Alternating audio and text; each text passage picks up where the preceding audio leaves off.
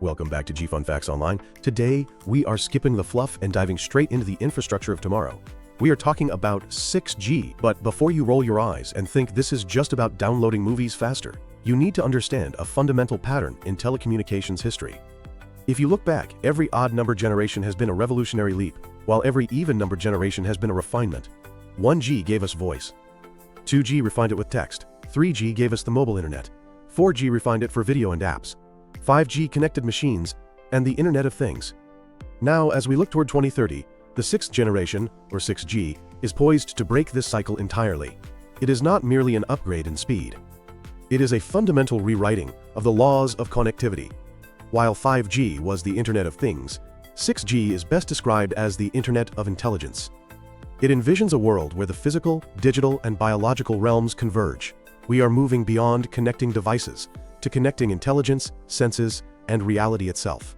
So let's take a deep, technical dive into the architecture of 6G, the physics that make it possible, and the geopolitical race to control it. To understand 6G, we have to look at the architectural pillars. The first major shift is the spectrum. Current mobile networks operate in microwave and lower millimeter wave bands.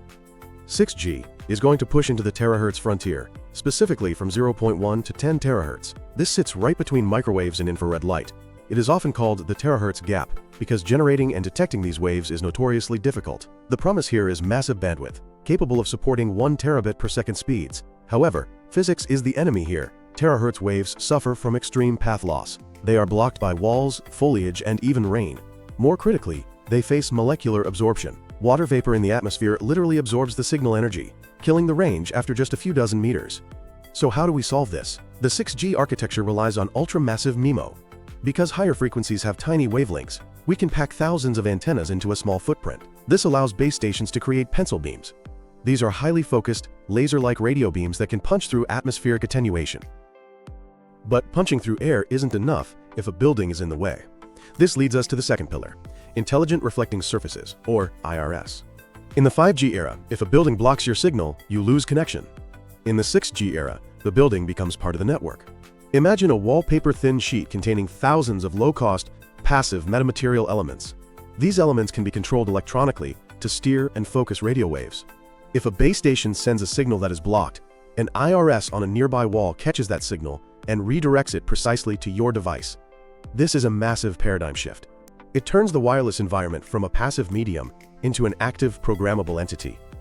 We are essentially bending radio waves around corners. The third architectural pillar is the AI native air interface. In 5G, we use AI to optimize traffic, but it's bolted on.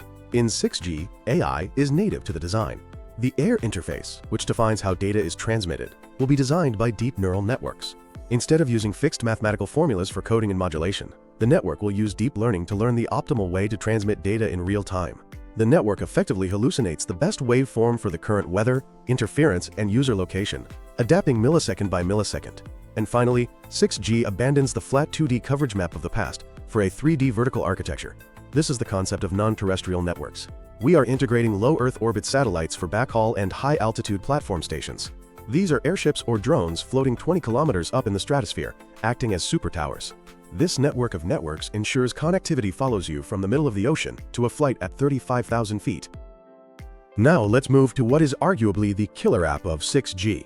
It is called Integrated Sensing and Communication, or ISAC. For decades, we have used radio waves for two separate things: communication, like Wi-Fi, and sensing, like radar.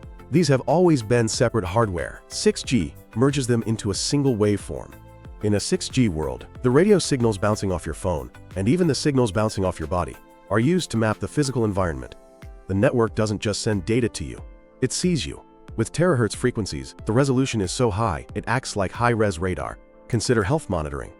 Your home's 6G router could detect your heartbeat or breathing rate just by analyzing how radio waves reflect off your chest. It could alert an ambulance if you go into cardiac arrest, with no wearable device required. In security, a warehouse could detect an unauthorized person moving in the dark through smoke or fog without cameras. This changes the business model for telecom operators. They won't just sell data plans. They will sell sensing plans. A factory might pay for real-time, millimeter-accurate positioning of every robot and worker. This is sensing as a service.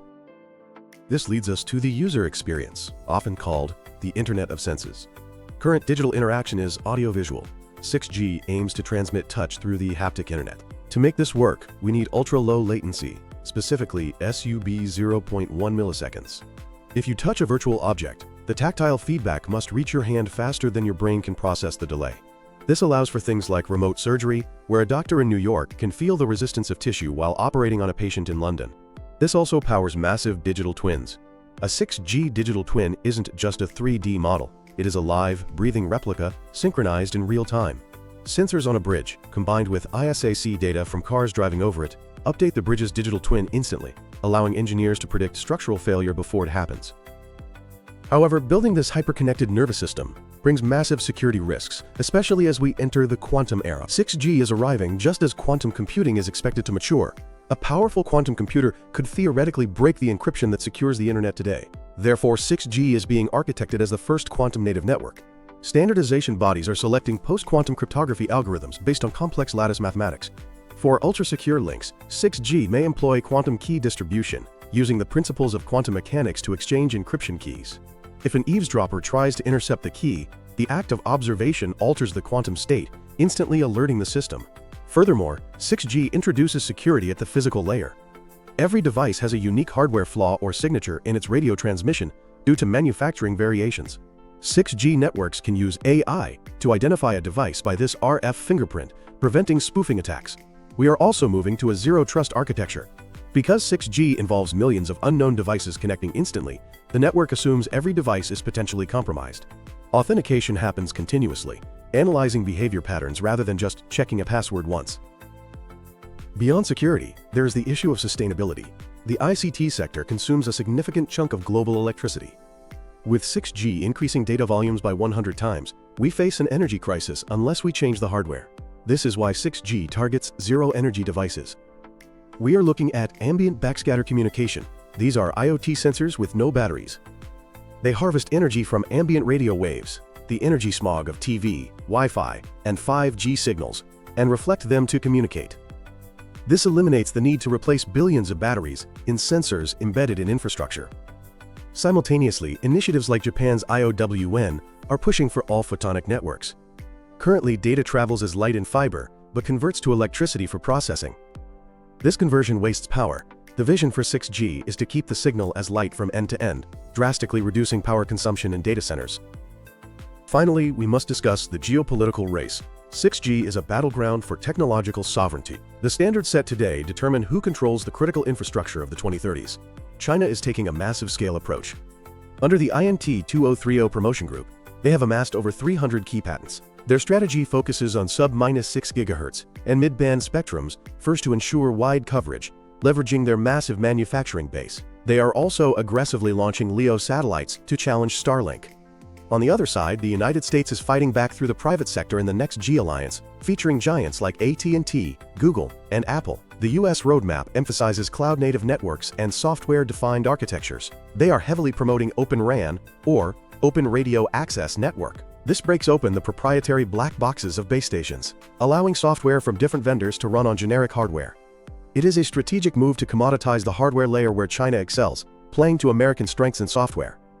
Meanwhile, Europe, through the Hexa-X project, is focusing on sustainability and privacy-preserving sensing, aiming to set the ethical standards for 6G. Japan and South Korea are targeting the first commercial launches, betting on photonics and display technologies.